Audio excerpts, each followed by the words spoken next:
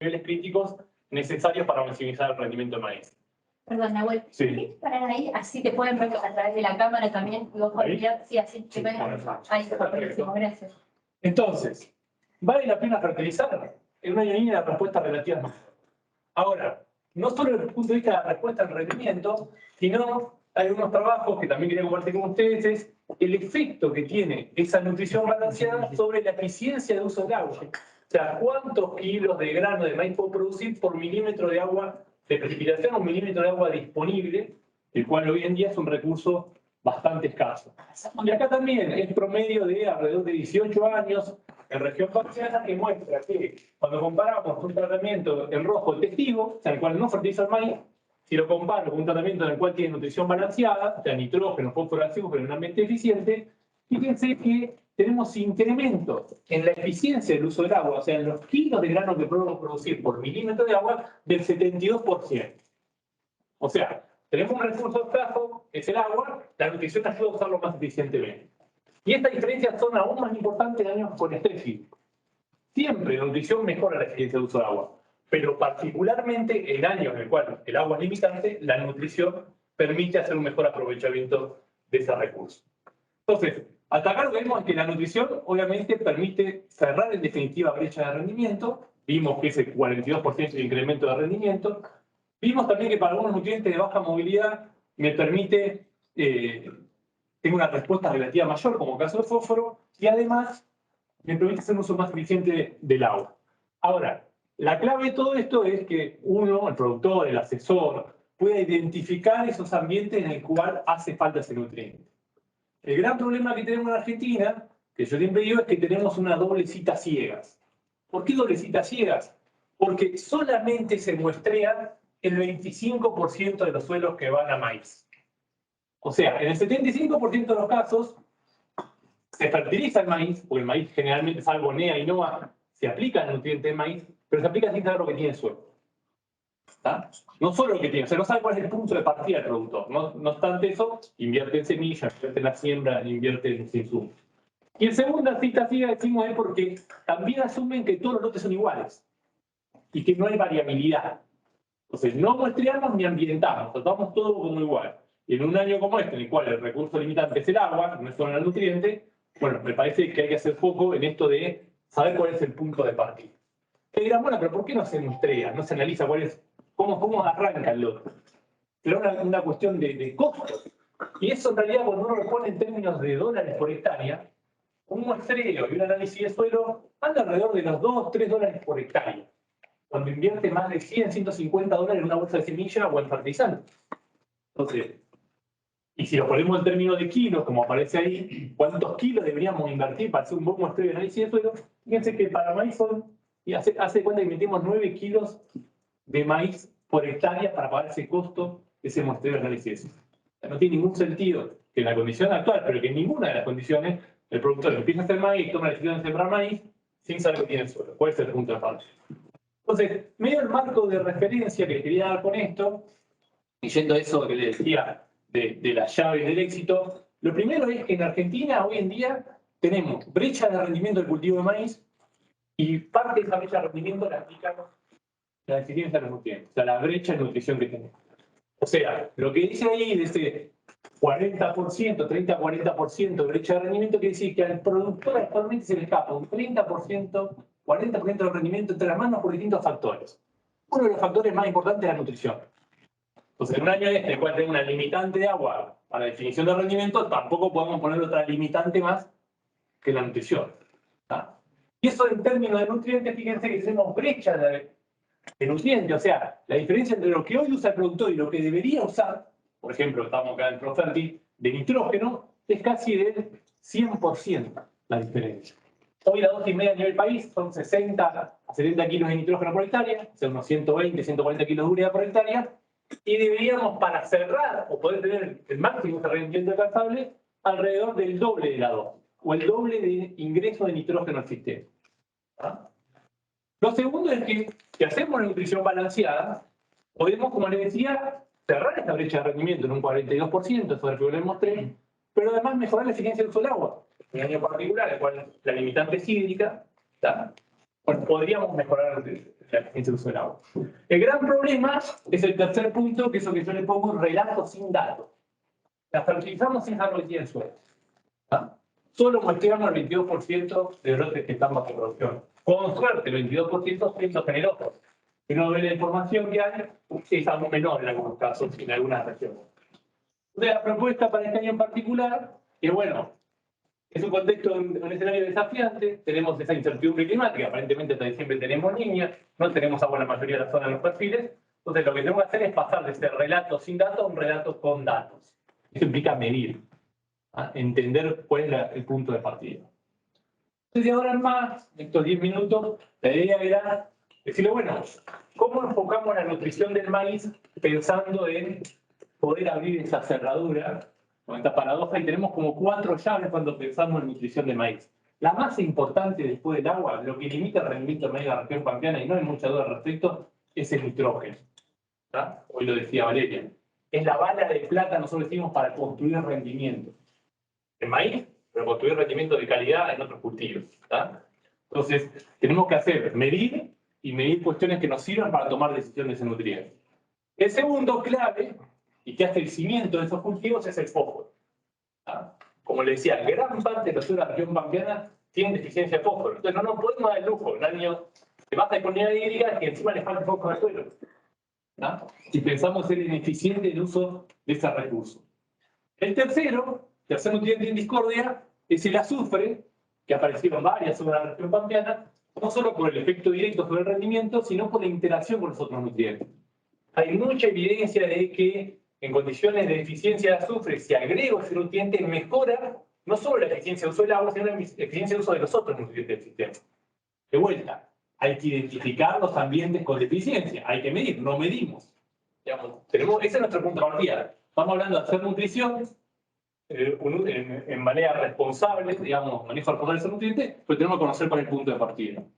Y por último, el cuarto nutriente en discordia, pero para algunas zonas más importante aún que los anteriores, es el caso del zinc para maíz. Hay gente de Córdoba, sobre todo en la zona de Río Cuarto, siempre dicen que la deficiencia de zinc es como el segundo mal del Río Cuarto, por la zona. Si no haces maíz, tienes que hacerlo con zinc. El zinc tiene las mismas características como nutriente que el fósforo, o sea, la respuesta al agregado de zinc en maíz es mayor en años por estrés hídrico, por esa movilidad que tiene el nutriente del suelo. Y acuérdense que el zinc tiene también una propiedad de, además de promotor de crecimiento, de antiestrés. Promotor de crecimiento, ya te digo, zinc es lo que se le dio a Messi cuando se fue a Barcelona para que crezca. Bueno, es lo que se le da al cultivo para que el veterano no quede corto de la transición. Entonces, la nutrición del maíz la enfocamos en estas 4 llaves. Y ahora, además, es hincapié en algunos detalles en cada uno de esos. Vamos a empezar con nitrógeno. Cuando uno quiere definir o tomar decisión para nitrógeno, acuérdense esto que es un juego de oferta y demanda. O sea, cuánto necesita el cultivo en función de cuánto es mi proyección o mi estimación de rendimiento. Obviamente en este año en particular está bastante condicionado por la disponibilidad hídrica. Y por otro lado, la oferta natural de los suelos. La diferencia entre oferta y demanda es lo que tengo que aplicar de fertilizar, ¿no?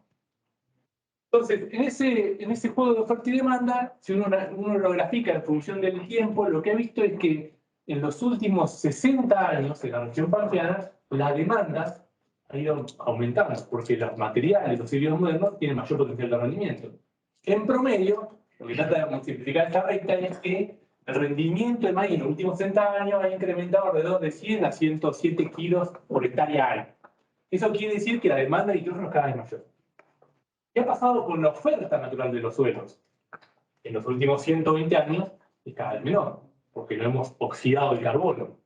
¿Y por qué miramos la oferta y el carbono? Porque para el nitrógeno, la principal fuente para el cultivo es lo que aporta el suelo por mineralización. Entonces, eso nos marca que en esa evolución en el tiempo tenemos que ver, la pregunta es, ¿dónde estamos parados en cada ambiente, en cada situación en particular? ¿Estamos en una situación de muy alta demanda y suelos muy degradados, zona núcleo de la región pampeana? ¿O estamos en una situación de baja demanda y alta oferta natural, por ejemplo, NEA o NOA del país? O sea, tenemos rendimientos menores, pero tenemos alta oferta todavía natural de los suelos. Lo que ha pasado históricamente es que los materiales han crecido en cuanto a su potencial de rendimiento, han mejorado en cuanto a su potencial de rendimiento, Y por otro lado, los suelos cada vez aportan menos nitrógeno por mineralización. ¿En qué termina eso? En que la dosis o las necesidades de nitrógeno son cada vez mayores en los sistemas de producción. Cada vez necesitamos más N, de alguna forma, vía fertilizante, vía abono, vía reciclado de nutrientes. ¿Tá? Pero necesitamos que entre más nitrógeno al sistema, si no, aparecen las limitaciones que vemos en los lotes de producción en general en el cultivo de maíz. Entonces, nitrógeno es oferta y demanda. Quédense con ese sentido. Hay muchísimos indicadores que podemos medir para mejorar esa interpretación de la oferta del suelo. Pero históricamente lo que ha pasado es que la oferta cada vez es menor, ¿tá? Y la demanda cada vez mayor. Si cambiamos y vamos a fósforo, el nutriente clave en años con estrés hídrico, ¿cómo lo manejamos? ¿Cuáles son los escenarios que se plantean hoy en región pampeana y extrapampeana también? Digamos, en un escenario en el cual no solo tenemos estrés hídrico, sino que el fósforo está caro. Hablábamos ayer más de $1000 la tonelada de un monoamónico, de un diamónico. También 400, 1600 tuvo este año. Entonces, no hay que poner fósforo en todos los lugares ni sin criterio. Hay que medir. ¿Para qué? Para ir plantearnos 3 posibles escenarios. Por un lado, si medimos en suelo, ahí, y nos da ese umbral, ese nivel menor a 14 partes por millón de fósforo Bray, que es un indicador que se utiliza para saber si ese cultivo o ese suelo tiene o no deficiencias de fósforo, y tengo menos de ese nivel umbral, bueno, lo que debería pensar es, para este año en particular, es solamente pensar en el cultivo, eso que dice ahí como paros cortos. No voy a pensar en el balance de fósforo del suelo, no voy a pensar en mejorar los niveles de fósforo del suelo, voy a pensar en que el fósforo no le falte al cultivo ese maíz que voy a hacer. ¿Tá? Eso implica que las dosis generalmente son más bajas que lo que necesitaría para construir el nivel de fósforo de un suelo. ¿Tá? Y como dice ahí, esperar a buenas campañas para no olvidarme de que este suelo hay que mejorarlo, ¿tá? Pensando en la nutrición de fósforo. Y esas relaciones como producto, no es que pasaron hace 20 años relaciones favorables para mejorar el nivel de fósforo. En 2020 teníamos las mejores relaciones como producto para construir fósforo en el suelo, nadie la aprovechó, hoy todos los lotes necesitan fósforo, o la gran parte de los lotes necesitan fósforo. Realmente acompañar ese escenario, esa visión inicial, con evaluar necesidades de nitrógeno. Entonces, esos son la mayoría de los lotes que están en esa condición. Hay algunos lotes, mejor manejados, que van a medir o van a detectar en suelo entre 15 a 20 partes por millón de fósforo por el método de Bray. ¿Tá? Sobre todo si nos vamos a NEA, NOAA, también esos niveles, si nos vamos a alguna zona de la región pampeana bien manejados, bien rotados, pueden tener esos niveles. Ahí sí se pueden dar el lujo, los productores, los asesores, de usar solamente un arrancador para el inicio del cultivo. Ahí dice una dosis de 50 kilos de mar. De vuelta, eso va a llevar a balances negativos de fósforo del suelo. Eso quiere decir que el año que viene va a estar peor. Pero bueno, en esta condición de estrés hídrico, de niña, de un fertilizante caro, lo que voy a asegurarme con ese arrancador es que ese cultivo de maíz no esté limitado por este nutriente. ¿Tá? Y la otra condición, que ya mucho menos frecuente, es tener niveles de fósforo en suelo mayores a 20 partes por millón, y ahí nos podemos dar el lujo de olvidarnos de aplicar fósforo y de concentrarnos en la definición de la dosis de nitrógeno. Fíjense que tanto para nitrógeno como para fósforo, el punto de partida es medir, saber qué es lo que tiene el suelo a la siembra del cultivo. Y este año en particular muchos empezaron a medir agua. Y bueno, está bien, nutrientes midimos poco, pero agua tampoco mide. Y en muchas zonas es clave para saber si siembro o no siembro, si voy a maíz tardío, directamente me voy a soja, o si vas a hacer cualquier otro cultivo, digamos. ¿Tá? Entonces, no solo hay que concentrarse en nutrición, también saber el punto de partida de cómo es la disponibilidad hídrica. El tercer nutriente de discordia, como les decía yo, es el azufre. ¿Tá? Dijimos, nitrógeno la bala de plata, fósforo los cimientos del cultivo, y el tercer nutriente es el azufre. El caso del azufre es un nutriente que tiene unas características distintivas respecto al nitrógeno y fósforo, pero en cuanto a dinámica, además, es muy parecido al nitrógeno. O sea, un nutriente que reside en materia orgánica, o sea, toda esa oxidación que hemos realizado en la materia orgánica de nuestros suelos tiende a aportar menos nitrógeno, pero también menos azufre naturalmente. Entonces esos lotes van a tener cada vez más, con mayor frecuencia, respuesta al agregado de azufre. Y tiene una característica que es un nutriente barato. O sea, si el productor, el asesor, identifica deficiencia de azufre, no tiene que dudar de aplicar azufre. Porque la respuesta siempre paga el costo. Nosotros en el maíz se han determinado hasta 80 kilos de grano por kilo de ese que aplico en un lote, cuando necesito 8 a 9 para pagar el costo de la aplicación. El tema es de vuelta, identificar esos lotes, esos ambientes que necesitan azufre, pero no medimos. ¿Ah? Lo otro es esto que dice que es un nutriente residual. ¿Residual por qué? Porque la mayor parte del azufre que toman las plantas queda en la planta, no se va del grano, salvo que haga un silo de maíz, queda en la planta y lo va a aprovechar el cultivo que sigue la rotación. Ahora, la clave de este nutriente es, bueno, ¿cómo identifico los ambientes con deficiencia de azufre para decir, bueno, en este lote voy a usar azufre, en este lote voy a usar fósforo, en este lote voy a usar nitrógeno, o voy a usar la combinación de los tres? Bueno, azufre no es tan fácil, no tengo un indicador como fósforo, decía, mido el suelo, tengo más que menos que este indicador, no tomo la decisión. Pero sí hay algunos indicios que puedo tomar para identificar esos ambientes. Uno, el más sencillo que nosotros siempre decimos al productor, el que dice ahí respuesta a nitrógeno. ¿Qué quiere decir? Aquellos ambientes, o aquellos maíces, o aquellos lotes, ustedes dicen, cada vez necesito más N en mis lotes, bueno, prestar atención, porque necesito más N y voy a empezar a necesitar azufre de esos lotes. Como dijimos, son las mismas fuentes que aportan azufre y nitrógeno para el cultivo. ¿Ah? Históricamente, ¿dónde empezó la deficiencia de azufre? Zona sudeste, sur de Santa Fe, zona de monocultivo de soja histórico. ¿Ah? Suelo degradado, baja mineralización, de nitrógeno, también de azufre, ahí empezó, y es o sudeste de Córdoba, como es la foto de esta que está acá abajo. ¿Ah? Entonces, ver esos ambientes, o a lo sumo, yo siempre digo al productor, cruce una franja con 20 kilos de azufre y mírenla. Acostúmbrense a ver nutrición durante el ciclo del cultivo. Y después algunas cuestiones que hay que tener, podemos medir con indicadores del suelo, pero todo el tema, en la napa va a estar muy abajo, seguramente la mayoría de la zona, pero la napa en general de la región pampeana tiene sulfato. Si yo tengo una napa de 1,50 m y tengo el cultivo de maíz arriba, una vez el cultivo de maíz va a tomar agua de napa y va a tomar sulfato de esa napa. O si riego, las aguas de río realmente tienen aporte de azufre. Entonces hay que evaluar la calidad del agua también para tomar la decisión de si necesito o no ese nutriente en ese lote en particular. Pero si identifico deficiencia, tengo que usar azufre para ese cultivo de maíz. No hay mucha discusión desde el punto de vista económico, que es lo que mira siempre el productor. ¿Ah? Y por último, el cuarto elemento en maíz es el zinc. De vuelta, ¿cómo identifico si necesito o no zinc en el lote? Midiendo el suelo. Y tengo distintos indicadores, como muestran ahí, que es un análisis de suelo, medida en efecto 0,20 centímetros, para tomar decisión. Toma la muestra del suelo, la remite al laboratorio, que implica que muestré y medí, y si me da menos de una parte por millón o este nivel de concentración, tengo una alta probabilidad de respuesta a tener de rendimiento a zinc en maíz. Te dirán, bueno, pero es muy común tener menos de una parte por millón. El 67% de los lotes de la región pampeana tienen menos de una parte por millón. O sea, 2/3 de los lotes de la región pampeana tienen menos de una parte por millón de zinc por el método de TPA.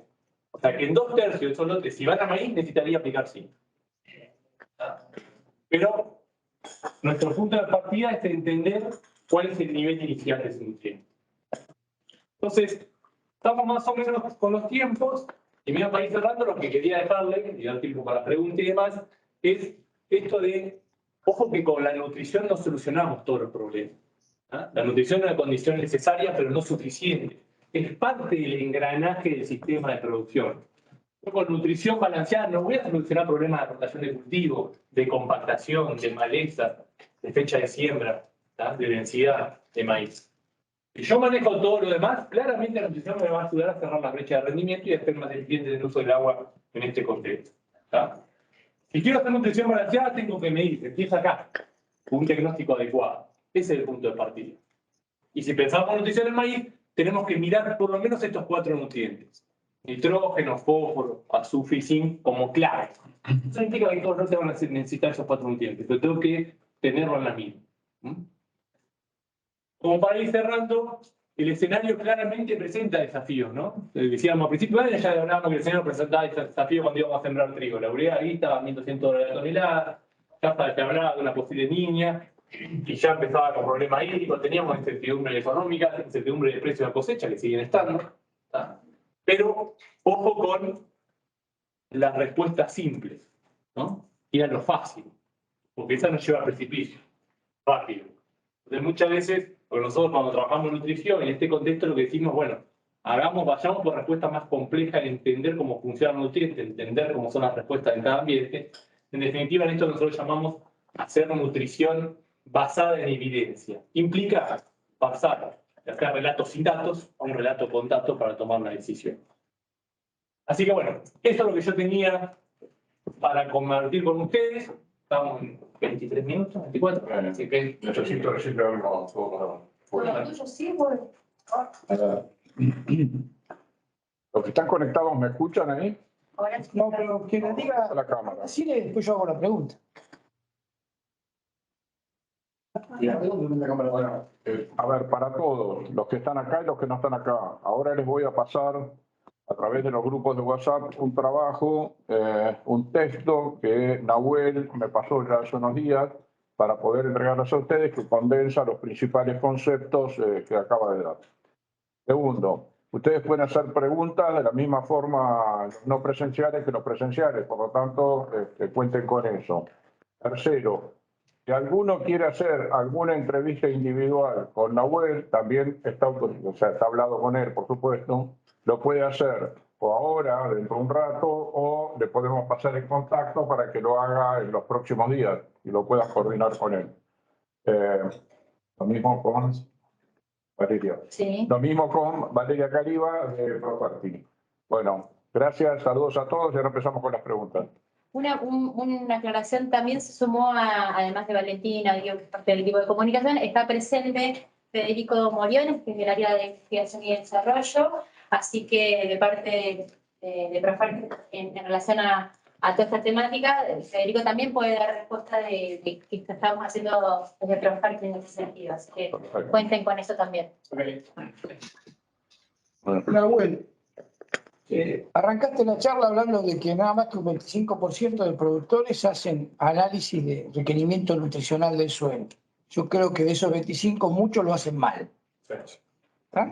Pero partiendo de la base que yo ya tengo el diagnóstico, tengo la historia del lote, tengo el régimen de posible agua que voy a tener. Si nosotros somos seres vivientes y comemos todos los días, ¿por qué al suelo, por qué a la planta le damos de comer nutrientes una sola vez durante el lapso del cultivo?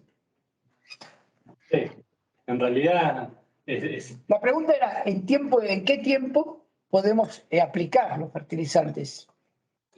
No, en realidad, a ver, ahí podemos diferenciar, si pensamos que vamos a dar de comer a ese cultivo de maíz, que le hace falta sin ninguna duda, en la mayoría de las zonas, ¿no? Hay zonas que no le hace falta. Hay separados grandes grupos. Por un lado, lo que se dice nutrientes de baja movilidad, fósforo y zinc, los ejemplos, y estos van siempre temprano, a la siembra del cultivo. Después, para nitrógeno y para azufre, ahí tenemos una mayor ventana de intervención, por la dinámica del nutriente en el suelo y por la dinámica de la planta. Sobre todo, pensando en nitrógeno, como esa bala de plata, sí, que la acumulación de los híbridos modernos se ha desplazado bastante durante el ciclo. Eso que nos dice que nosotros podemos empezar hoy, que es lo que hicimos mucho en trigo y lo que planteamos para trigo, en un planteo defensivo para maíz, decir, bueno, ojo que tengo poca agua, el potencial de rendimiento va a estar limitado, hago un ajuste inicial de dosis para los nutrientes, pensando en nitrógeno, pero en el caso de nitrógeno, tengo la posibilidad de ir a intervenir en 10, 12 hojas para corregir esa decisión inicial por si me cambió la condición climática. Me cambió la condición climática, me va a cambiar la demanda del cultivo, y por lo tanto yo tendría que ajustar la oferta. Entonces, la idea, eso nosotros llamamos que son modelos de diagnóstico, son dinámicos. No nos tenemos que quedar con la decisión inicial nada más, sino ir y mirar. Yo siempre digo a los asesores, productores, ustedes siempre van a los locos del ambiente a ver enfermedades y malezas. Vayan a ver nutrición. Este año con la niña, las dos palabras son diagnóstico y monitoreo. No queda uno. Mi pregunta estaba referida porque hablábamos de año niña, sí, y de año niña. Sí, cuando hablamos de año o más llovido, porque está pasando que en zonas puntuales no tienen problemas de agua. Sí, bueno, nosotros a 80 kilómetros, a 70 kilómetros de Bolívar, tuvo una lluvia puntual y tienen excedente de agua, por ejemplo. Es una cosa extraordinaria. ¿Qué tenemos que tener en cuenta? ¿El suelo? ¿O tenemos que tener en cuenta el cultivo al momento de...? Siempre, a ver, de vuelta, si mirás nutriente baja movilidad, fósforo y zinc, lo que tenés que el foco es el suelo. Para el nitrógeno, el foco es el cultivo. O sea, la demanda, ¿cuál es el rendimiento objetivo? Sí, bueno, yo parto con el perfil cargado. ¿Tengo napa? Bueno, puedo poner el rendimiento de los años mejores que tengo en mi lote. Ese me define la demanda. Para fósforo no. Tengo que mirar sí o sí la concentración que tengo en el suelo. ¿Ah? Creo que ya lo contestaste con las dos últimas respuestas, pero...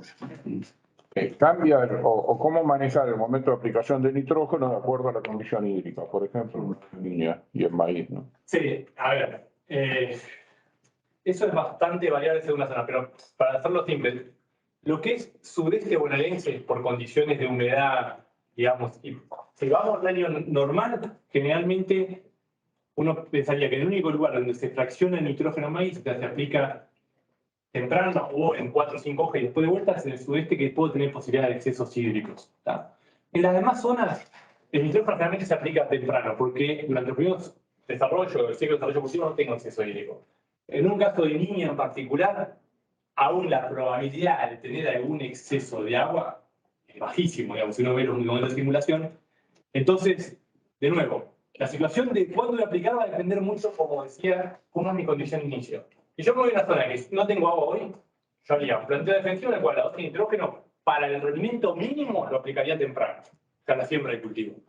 Pero me guardaría nitrógeno en stock por si tengo que corregir esa decisión inicial. ¿Por qué? Porque los suelos naturalmente no me dan más nitrógeno. Porque lo que pasaba históricamente era que si yo me quedaba corto de nitrógeno, el suelo me aportaba cuando mejoraba la condición del año. Porque tenía más humedad, más temperatura, el suelo naturalmente me aportaba más nitrógeno. Hoy, ¿qué pasa? Si yo no hago eso, imagínense que yo parto hoy un maíz, estoy en la zona núcleo y pongo maíz 8.000 kilos, en vez de 12. Hago un planteo de 8.000 kilos. Bueno, aplico una dosis baja de nitrógeno temprano y lo espero. Llueve, cambia la condición, tengo una más cerca y el potencial aumenta ese año. Si yo no ajusto la dosis, ¿qué va a pasar? Que los maíces empiezan a quebrar mucho. ¿Por qué? Cuando llega el momento de llenado, no empiezan a removilizar temprano. Empiezan a cenecer. Entonces termina el torno maíz volcado. Lo que ha pasado con algunos materiales. Porque naturalmente el suelo ya no acompaña ese cambio de demanda. Entonces ahí tengo que estar yo atento. Y se han hecho aplicaciones de nitrógeno terminando hasta en R1 en maíz con avión, en zona nuclear, frente a un estrés. O sea, la ventana está. Necesito agua, obviamente, pues clave, pero tengo esa ventana para intervenir durante el ciclo. Nahuel, entendiendo cómo es la situación, todo indica que todo el área maicera del país, gran parte va a ir a una siembra tardía, ¿no? La pregunta es qué consideraciones hay. Y una segunda pregunta, aquellos que para esta campaña hicieron cobertura para ir a maíz, ¿van a tener una importante ventaja? Sí, por dos partes de ello. Primero, generalmente la mayor parte de los maíces van a ir a maíz tardío. Lo que se piensa equivocadamente muchas veces es que el maíz tardío necesita menos nitrógeno que un maíz temprano, y eso no es tan así. Porque en realidad, de vuelta, ¿de qué va a depender que necesite más o menos nitrógeno un maíz? Depende de cuál sea la demanda, el rendimiento objetivo. Si es un maíz tardío, por maíz tardío hay de 12 a 13 toneladas. Entonces, la demanda es alta y de la oferta que tenga ese suelo. Y esa oferta que tiene el suelo, ¿de qué depende? Obviamente, de lo que pasó previo puede haber sido que tenga un cultivo de servicio, ¿está? Algunos que favorecen la dinámica de nitrógeno, generan un crédito de nitrógeno como una vicia para el mes que sigue, pero en otros casos generan una penalidad. En muchos casos han hecho como cultivo de servicio centeno, o centeno con vicia, pero le quedó centeno nada más. Eso genera una penalidad de nitrógeno para el cultivo mes que sigue. Entonces, no siempre el cultivo de servicio va a ser beneficioso para la dinámica de nitrógeno en maíz, ni hablar para la dinámica del agua, ¿no? Porque muchos de los que si encima no hacían un cultivo de servicio, lo poco que había se lo consumió, están muertos. ¿Tá? Pero hay que tener cuidado de eso. Muchos dicen, no, dice vicia, no necesita nitrógeno en maíz. Ojo, va a depender de cómo salió esa vicia y cómo fue la demanda. ¿Tá? No me confiaría, mediría y vería cuál es la condición inicial de ese lote. ¿Tá? Siempre vicia va a tener un crédito, algo más va a aportar, pero por eso a veces no alcanza. ¿Tá? Nahuel, hay zonas como la zona de Necochea que tiene limitantes de tosca. ¿Cómo manejamos el tema de fertilización ahí? ¿Exactamente igual que con suelos profundos? Sí, en realidad, a ver, de vuelta. Siempre cito lo mismo. Hay que separar lo que son nutrientes móviles de baja movilidad. Lo que son poco móviles, fósforo, ahí no importa la profundidad. Digamos, ahí tengo que mirar la constante. Yo tengo menos de 12 partes por millón de fósforo, 14 partes por millón. Tengo que agregar. ¿Cuánto? Y bueno, voy a ponerme a los faros cortos y aplicar lo que esté de cultivo. Me veo que el año que viene va a estar peor el suelo, pero es la condición de año. Ahora, para nitrógeno en esos suelos, tengo una maceta. Y eso, en definitiva, lo que me va a terminar afectando es la demanda del cultivo. Entonces digo, bueno, tengo una maceta en esta condición.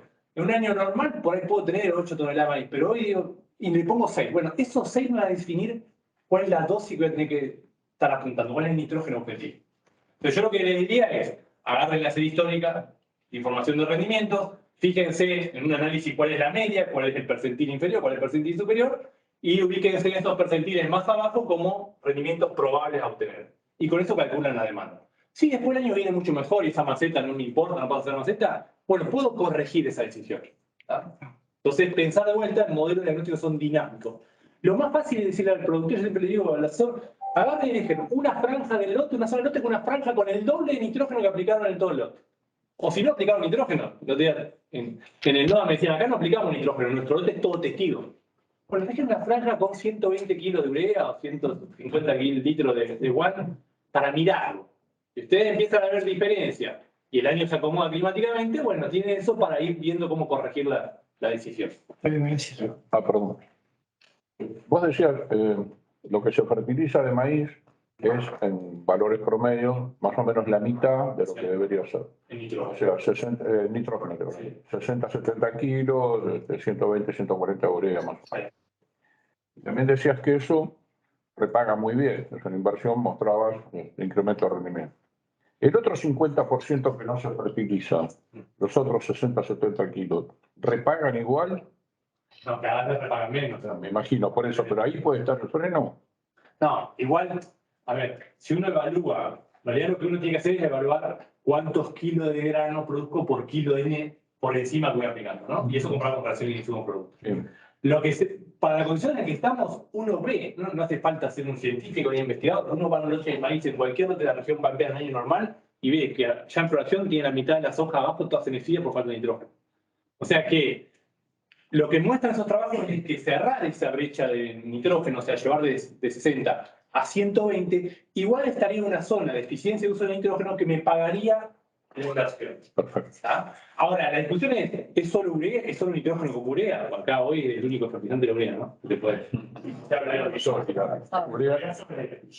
No, pero lo que muestra el trabajo, el problema es solo un fertilizante sintético o hay que empezar a meter nitrógeno en el sistema vía cultivo de servicio, vía...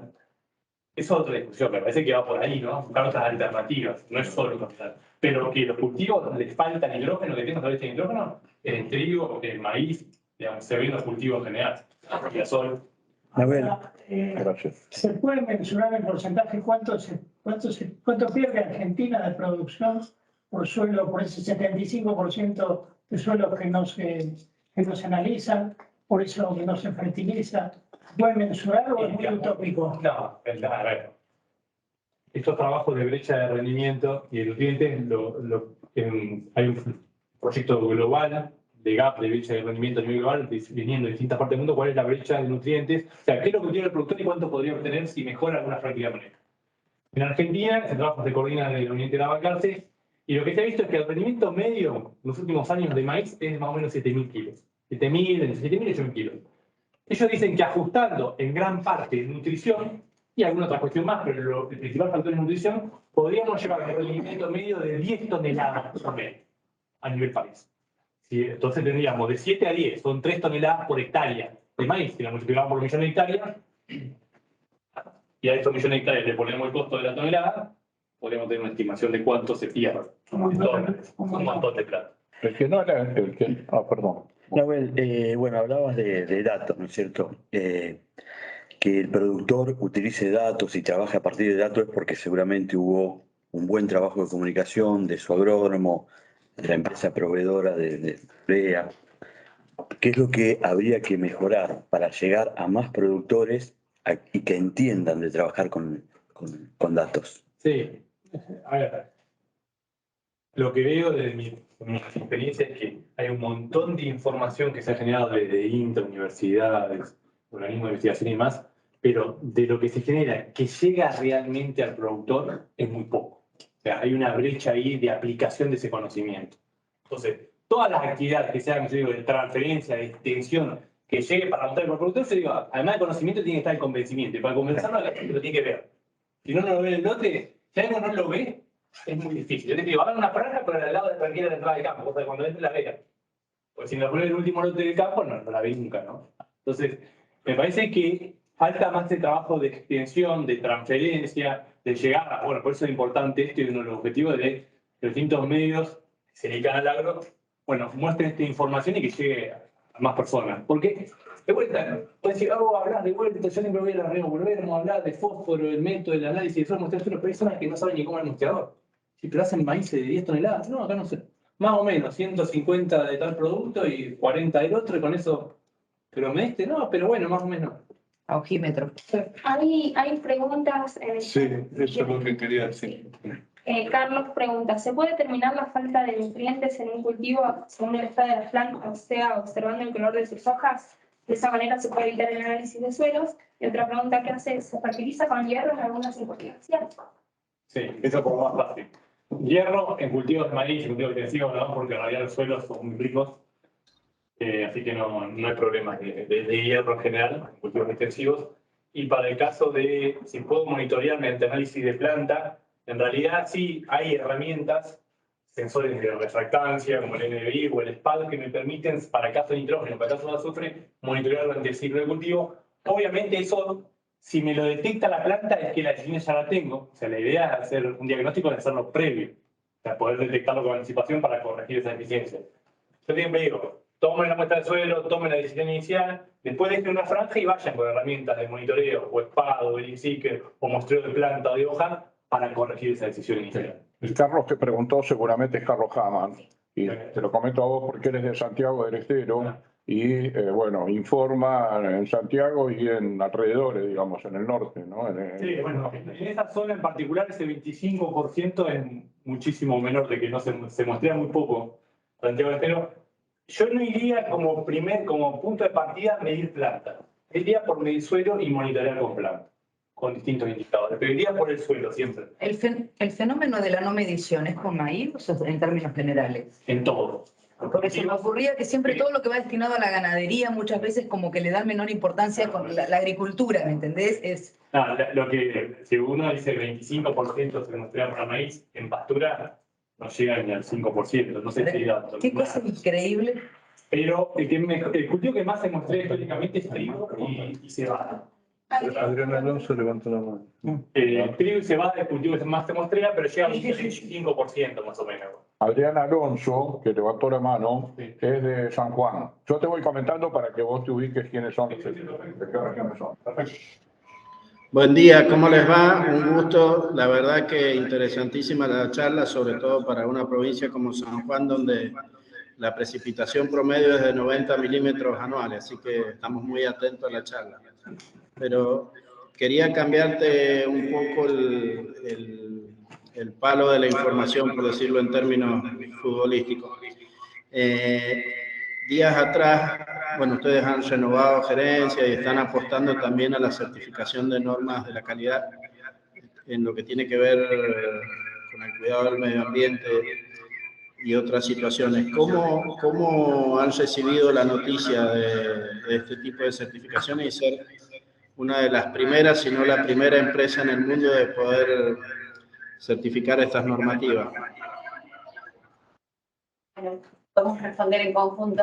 Es la segunda vez que recibimos esta certificación y como parte de la cultura de la empresa, hoy cuando hacíamos el recorrido le contábamos, forma parte de la esencia del ADN de Profértil.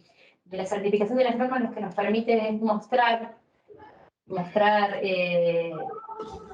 adentro y puertas afuera, cómo trabajamos bajo estándares de calidad que superan las exigencias y las normas nacionales y las internacionales, pero como parte de vuelta, como de un proceso y una forma de trabajar y de hacer las cosas. Esta certificación, y hoy creo que Siriaco le decía, no muestra solamente el cuidado a la hora de la producción, sino en toda la cadena, ¿sí? Desde el momento de la producción hasta la hora de acompañar al productor en el momento de aplicar el producto, y desde ahí, bueno, por eso también lo mencionaba Federico, desde el área de I+D hay un área de investigación y desarrollo que trabaja permanentemente, no tan solo en el análisis de los suelos para acompañar al productor, en el diagnóstico, en la etapa de diagnóstico, sino también en la etapa de aplicación, y se hacen ensayos y diferentes estudios al respecto. Para ir, si querés comentar un poquito más. Sí, básicamente lo que, digamos, me da todo a lo que decía Nahuel, que no tenemos que caer solamente en el relato. No vale levantar la mano y decir, nuestro producto es bueno, somos lindos y hacemos lo mejor. La certificación a nosotros es lo que nos da ese buscar la licencia social para producir y ese dato para, no sé si llamarlo activismo o opinemos todos sin saber. Entonces, nuestro recurso para decir, bueno, es el camino, y es la forma de decir que no es que yo lo diga porque trabajo en Profertil y lo soy empleado de, y voy y me paro enfrente al grupo de productores a dar mi discurso, sino que me doy vuelta y tengo una certificación que me dice, bueno, vos cumpliste con todos los pasos para tener este dato. Entonces, en base a eso es lo que nos, digamos, ¿por qué la certificación? Es básicamente eso, ¿no? Es tener el dato y que no solamente sea una opinión que decimos nosotros. Como decía Vale, de nuestro papel, digamos, de la parte de investigación y desarrollo, parte de nuestro trabajo es tratar de ordenar todos estos conceptos, que siempre los ordenamos bajo la forma de las 4R, que es la forma, la dosis, el momento y el lugar correcto de aplicación, y tratar de hacer este trabajo de docencia, si se quiere, de transmitir el conocimiento que se genera tanto en empresas como en instituciones y hacerlo llegar al productor a través de nuestros distribuidores, que es nuestra red de venta, digamos. Como verás, el pool de periodistas es bastante federal, así que pasamos de los 90 milímetros de Adrián Alonso a Fabián Miró, que es de Gualeguaychú y debe estar en un promedio de 1000 o por arriba, ¿no? Muchas gracias por los datos. La verdad que la otra pregunta tenía que ver con la acción bidireccional de las investigaciones que ya quedó respondida ahí en este tema de la certificación también. Y gracias por apoyar a los medios del interior, porque tanto Suplemento Verde como Ministerio de Cuyo, como Desayuno, Radio La Voz, tienen el apoyo de ustedes. Éxito y... Bueno, ¿me escuchan ahí? Hola. Sí, hola, ¿qué tal? ¿Cómo les va? Buenos días, un gusto. Bueno, sí, soy de Gualeguaychú con un promedio, a ver, 1100 milímetros al año, que hace 2 o 3 años que no se está cumpliendo. La pregunta es, o son 2 o 3 preguntas a la vez, ¿no? ¿Por qué es tan bajo el porcentaje del muestreo de suelo si tiene que ver con algo, bueno, que caracteriza por ahí el productor que no está acostumbrado a hacerlo? Es una cuestión de costo, teniendo en cuenta que el maíz es uno de los cultivos más caros. Y segundo, ¿cómo ven nuestra zona, no? Digamos, la costa del Uruguay o casi toda la provincia de Entre Ríos que está en rojo, que está con una sequía pronunciada, máxime en la costa del Uruguay que tenemos un cordón maicero, un cordón avícola importante que requiere mucho maíz, o sea que el mismo productor lo produce y luego lo transforma en carne, ya sea en carne porcina. Acá hay muchas granjas porcinas, una que se ha inaugurado hace poquito y otra granja avícola. ¿Cómo están viendo esta situación? ¿Cuánto incide la sequía?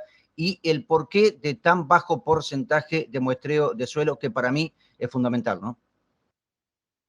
Yo, de esa última pregunta, lo que, digamos, siempre está, no es un tema de costos, por lo que les mostré, es en muchos casos, porque no son productores chicos, digamos, hay de toda la escala, grandes empresas que no muestrean, pequeños productores que no muestrean, y digamos una gama muy amplia. El problema es que muchas veces le cuesta, o en algunas zonas no hay equipos para hacer el trabajo, para terciarizar el trabajo. Entonces, lo terminan dejando con una tarea más al encargado del campo, al responsable de agricultura, digamos. Y entre la logística que tienen, terminan optando por no hacerlo. O sea, es un tema por ahí de disponibilidad de tiempo, de la personal que tienen para hacer el trabajo y de falta para terciarizarlo. Y después hay un tema de que en algunos casos, históricamente hicieron muestreo de suelo, pero nunca, por distintos motivos, no lo supieron interpretar de la mejor forma posible. Entonces, en definitiva dijo, bueno, yo mostré suelo, me dio esto y después tomé una decisión y después vi lo contrario. Capaz que era otro factor lo que estaba limitando. Pero lo asocian directamente por ahí el problema del laboratorio, el problema de la... Entonces, ¿para qué voy a tomar una muestra? ¿Para qué voy a llenar un Excel que no voy a utilizar? Entonces, también va un poco en contra. El costo no, el costo siempre van a decir por ahí el costo, pero cuando uno pone en términos de hectárea, el costo no es un problema. Hay muchas encuestas que se han hecho en distintos lugares del país. Bueno, en Entre Ríos se muestra poco también.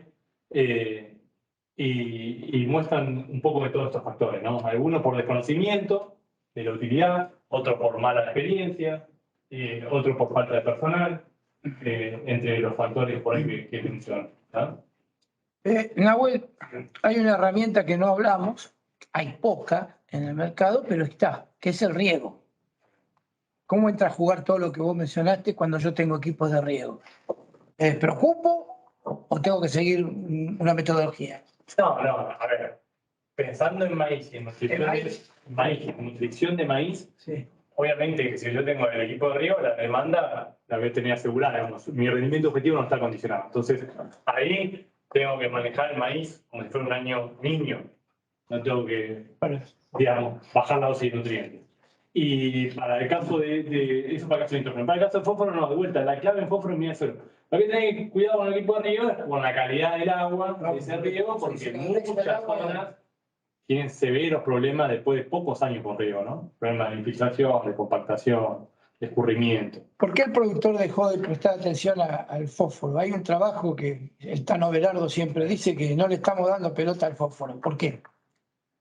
Sí, porque en muchos casos, a ver, por ahí en el sudeste bonaerense, como se hace mucha gramínea en invierno, es más fácil ver la deficiencia de fósforo, es más exigente, entonces lo ve fácil.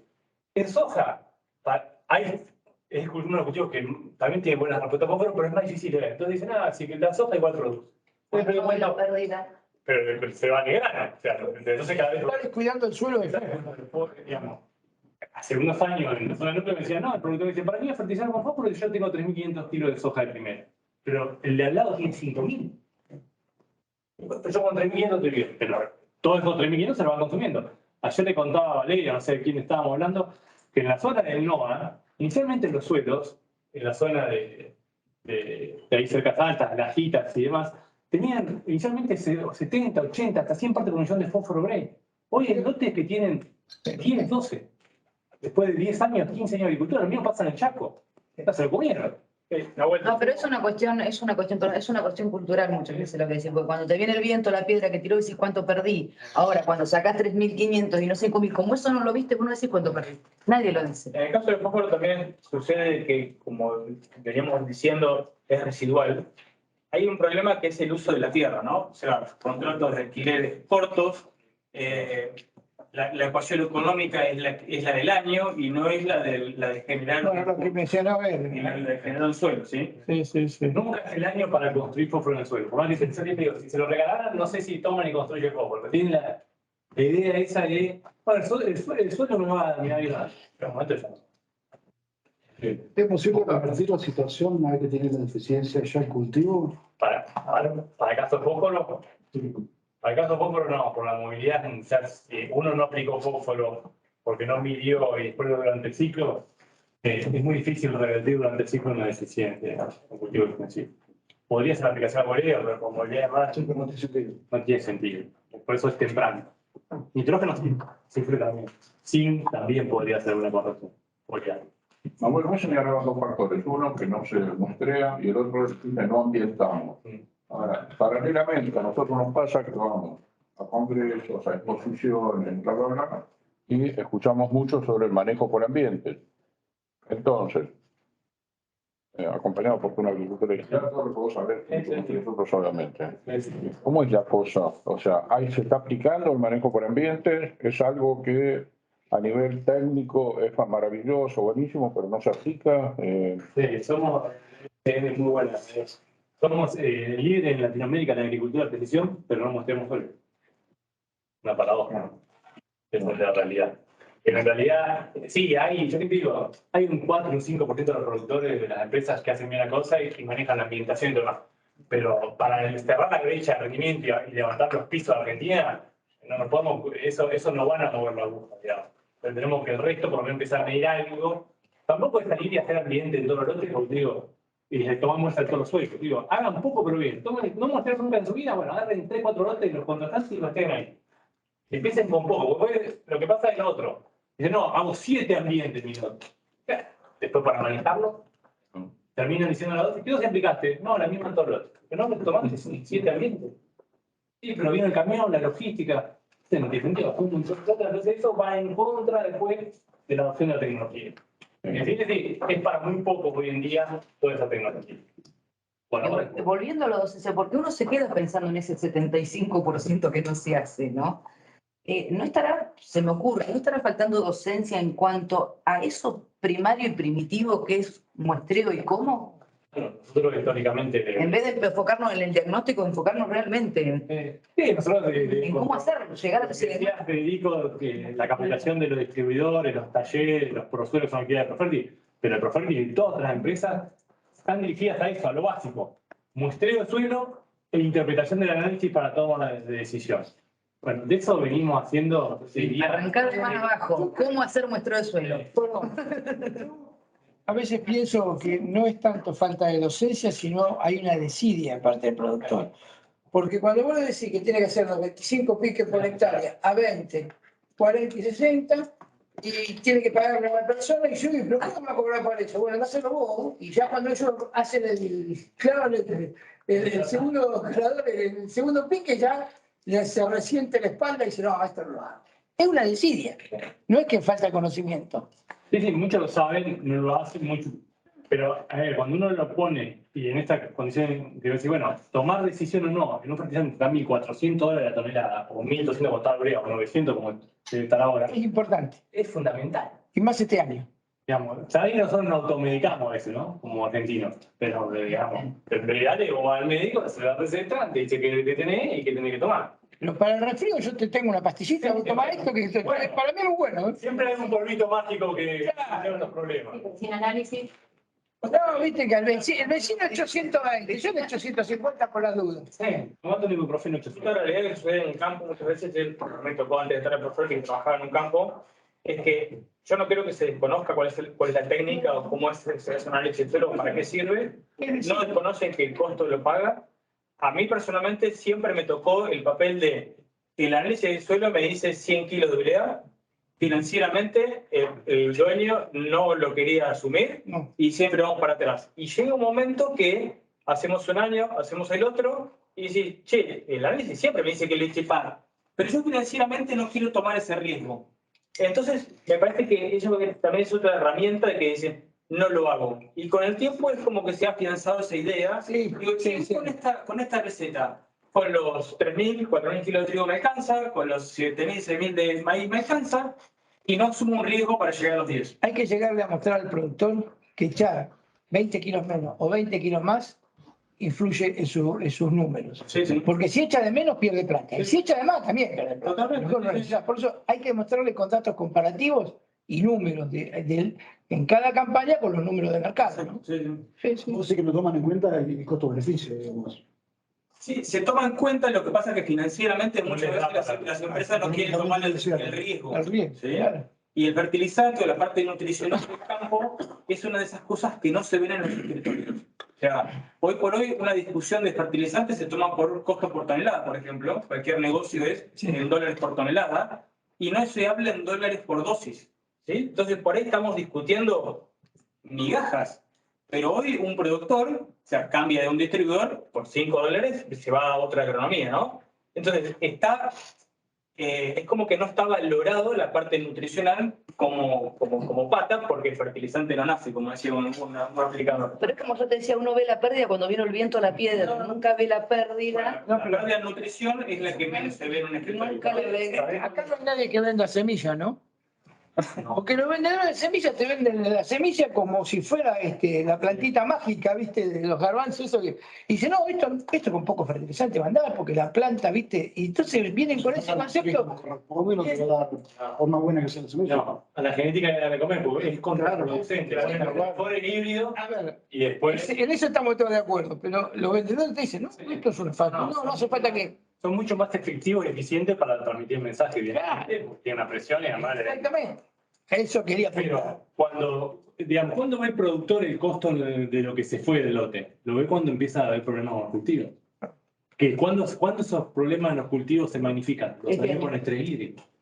Pero no solamente problema, Nahuel, porque yo puedo decir, no tuve problema y saqué 5.000 kilos y no me di cuenta que podía haber sacado 7. Bueno, porque pero hace poco me pasó y decía, no sé, acá en estos trigos lo vemos mal. Lo vemos mal, le pusimos todo el nitrógeno, el fósforo, una empresa grande, de acá de cerca de la zona. No. Vamos al lote, trigos, obviamente había llovido más o menos bien. ¿Qué hicieron acá? Monocultivo de gramínea. Porque no es tampoco, digamos, el monocultivo de soja es malo, pero el monocultivo de cereal de invierno, trigo se va a cambiar. A 20 centímetros, en este año, una plancha, una compactación, parecían los suelos limosos de la pampa hondurada.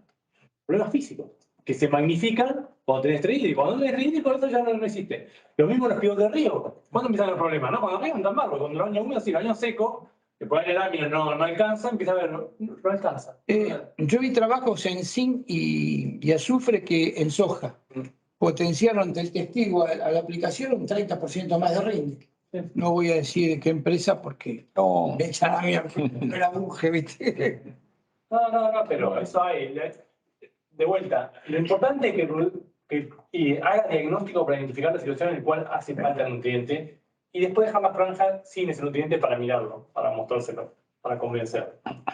Ahora, Nahuel, más allá de algunas cuestiones, no sé si negativas, pero que cuesta llegar con el mensaje, uno observa, yo lo pude ver el año pasado, por ejemplo, en toda la campaña, productores que marcaron la diferencia por llevar esto adelante. Y eso lo pudieron llevar porque hubo un trabajo, o sea, por ahí un poco lo que decía Horacio, el vendedor de semilla, te vende la semilla y listo. Bueno, yo lo que he observado, o sea, es que no solamente la semilla, sino todo un trabajo integral. Y marcaron las diferencias de esos productores, ¿no? Ahí se marcó mucho, por ejemplo, el productor CREA, el productor APECI. No vayan a hablar con los productores, vayan a hablar con los semilleros, entonces ustedes. No, porque vi ahí, o sea, normalmente el agrónomo está muy vinculado con la agricultura. Digamos, hay de vuelta, si uno ve la población como todo esto, digamos, siempre tenés un porcentaje que hace bien las cosas, y además los cultivos responden más a la historia previa, digamos, el suelo tiene vida pero también memoria. Entonces, de un año para otro, con nutrición no vas a solucionar un problema. Ahora, si viene construyente una ambiente distinto porque rotó, porque de vez en cuando le pongo una cobertura, porque la cobertura le puso fertilizante, no es poner la cobertura nada más, porque manejó bien, y bueno, eso es algo, en este año en particular, que la relación estaba ajustada, que le falta agua, con poca dosis, si manejó bien la cosa, el cultivo no va a sentir tanto rendimiento. Ahora, el que no hizo esto, este año... El año pasado, caso, ¿no? O sea, un trigo con 9.000 kilos y un maíz con 16.000 kilos sembrado a 35, ¿no? O sea, pero hubo todo un proceso. Acá hace unos años Hubo todo un proceso que no tuvo mucho con el hecho de gastar plata. En la Mancha Verde, acá en Cabildo, hace unos años atrás, los payas nos daban 14.000 kilos. Obviamente, era con riego que sacaban del sauce, ¿no es cierto?